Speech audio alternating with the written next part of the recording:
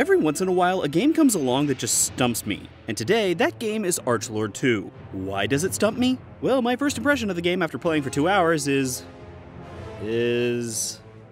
nothing.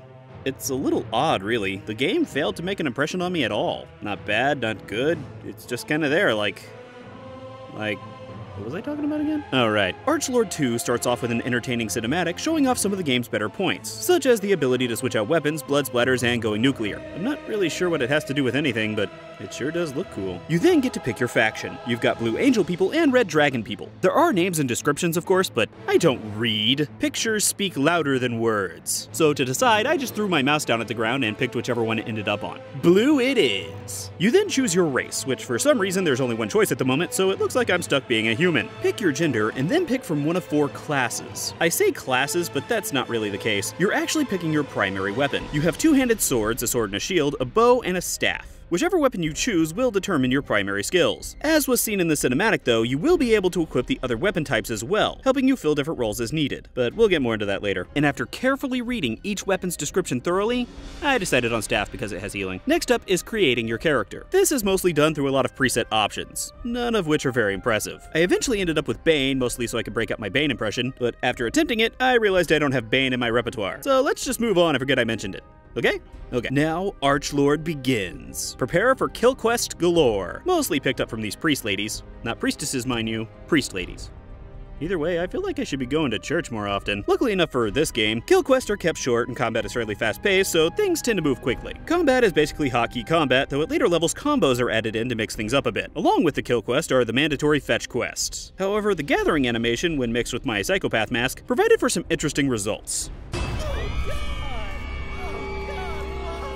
And that's the animation for gathering everything. Stone, bush, sacks of food, wagons.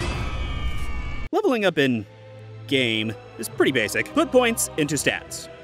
Done. But while you level up your character, you also level up your weapon. With each weapon level, you are given points to increase the effectiveness of your skills or to learn new ones. As I mentioned before, you can switch out your weapon for another and level up that one as well to be your secondary weapon. It's an interesting system and really allows for some flexibility when grouping. Also, I do have to mention that auto-pathing is here, but it's starting to become a thing now, so I'm just gonna stop bitching about it. Now, for a game that deems itself as a PvP-centric game, there is a surprising lack of PvP before, from what I can tell, level 30. Granted, I've only played for 2 hours, but still, I was thinking I'd see some kind of PvP. There was a small contested zone, but I never saw anyone I could kill in it, so that was a bummer. At level 10, I was able to run my first dungeon, which I promptly did. It turns out this dungeon only required a duo.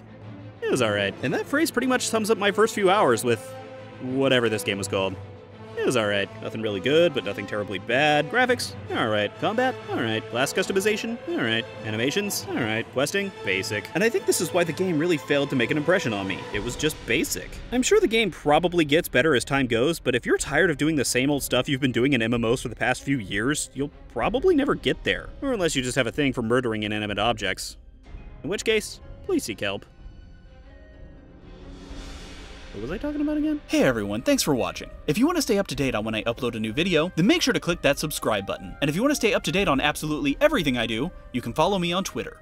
That'd be pretty cool. If you want to watch more of my videos, I've put 2 of them right here. And if you really want to support what I do, please make sure to share this video with anyone you think might enjoy it. And if you want to take even a bigger step to support what I do, you can also visit my Patreon page. Thanks again, everyone.